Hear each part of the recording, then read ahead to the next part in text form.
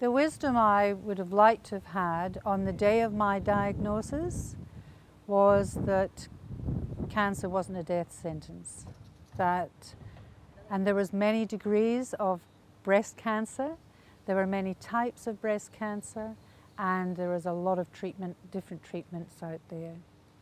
But I think when you're told you had cancer, that's it, you just switch off, that's it, you know? So that's where it's different. One thing that's important for women to realise is these are many diseases that occur in the breast, and so what's very important is that we understand what your cancer is and how, you know, what the treatment options are for your cancer and what's going to work best for you with your cancer as well. I think getting the information is important.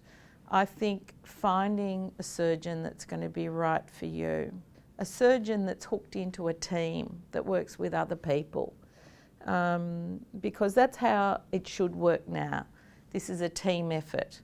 It's not just about chopping the cancer out. It's about the range of treatments that might be offered. It's about making sure that there is a team that thinks about your case and gives you advice back based on all their combined knowledge. It's about thinking also about your own emotional well-being as well.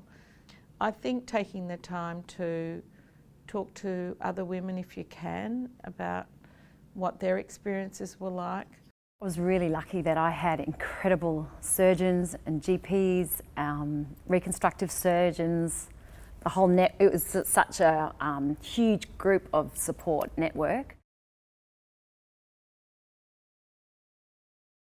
The chemo was the tough gig for me, and friends certainly were very supportive. I had friends that would come to chemo with me, and my dear old dad would come to chemo with me, my husband.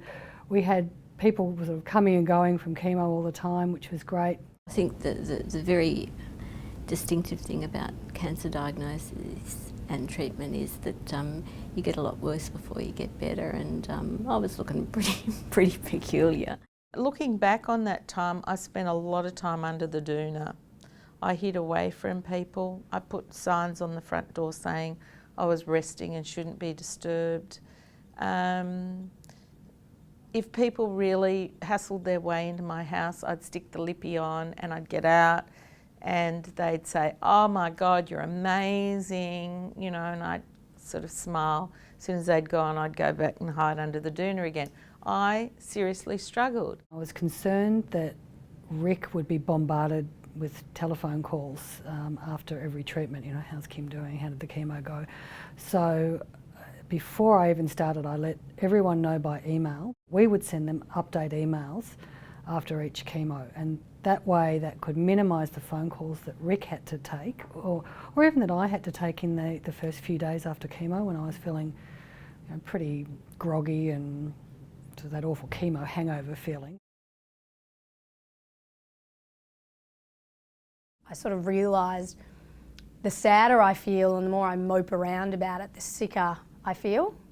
And I really went into that kind of fight mode. I put all my trust in my doctors. I did everything they told me to do. I asked a lot of questions and read a lot and took a really active interest in my treatment and what I was doing. And for me, that knowledge felt like power.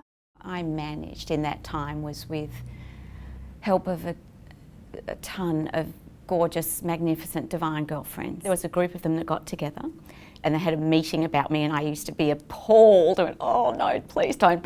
And yet you have to sort of relinquish power and realise that you can't do it on your own. It was difficult to accept help, and with that you had to realise that you were in a very vulnerable, accept your own vulnerability, which was weird and a big step really, I found. Maybe because I was a bit proud and just didn't want to appear weak. But it was so invaluable, this help, because once I let my guard down and let it happen, I think that's how I got through chemo. They organised food that was delivered to my house. So around this sort of week of chemo, and chemo was every 3 weeks, I was pretty sick and really couldn't do that much. And that week, generally they would I'd have a hot meal arrive every night. There was also a roster that they organised of friendship, and so every day when I wasn't feeling well, a girlfriend would ring up and say, what can I do today? Can I supermarket shop? Can we go out for a coffee? Almost every day I went for a coffee throughout the whole process, which I was always so proud of myself to get out the door. If you don't mentally put it in your head up here, that I just kept saying it's the C word, it's the C word, I'm not going to die from it. I'm going to have everything that's open to me to have for treatment. I'll do it, I'll suffer it, and I'll manage it. And thank God, well, thank Mother Earth, as I say, that I took that upon myself mentally to do all these treatments, and I think it's made it a lot easier for me to give it to my Aboriginal women. Just take your time and get through each day, and you know, even when you're feeling really sick, you will actually feel better at some stage. And take all the prescription drugs because they help a lot. They help a lot. And if you feel sick too, doctor, you know, be active. You really do have to try and get help from outside. I was also very lucky that I had a lot of very supportive friends and acquaintances, people that have came out of the woodwork, people that I've known for 20 to 30 years, not close friends, but acquaintances that maybe have been touched by cancer, and they landed at the doorstep with meals and just, cakes, baked cakes and meals, and said, this is for the family, you know, can we help you this way? When other people come to your support, it really does help you heal and get better, because you know that you're not rowing the boat by yourself. And I never felt alone for 1 minute. Even though I might have been suffering at home for 10 or 12 hours alone when everybody else was at work, I was in contact with a huge network of friends, and and that was really touching. And I think that's really important. My husband was working overseas, and he's always traveling on a roster. Not having my husband around, and apart from that, 6 children at the age of 10 to 2 years old to look after on my own was, I'd say, challenging.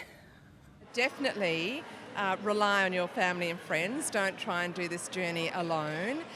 Definitely leverage the support that's available, both in the community, obviously networks like this, so leverage the external support that you can get, but also try to stay positive, but don't be upset with yourself if you start to get depressed or angry as well, because I think there's a lot of pressure to remain buoyant throughout the whole experience, but you've just got to go with it and feel what you feel.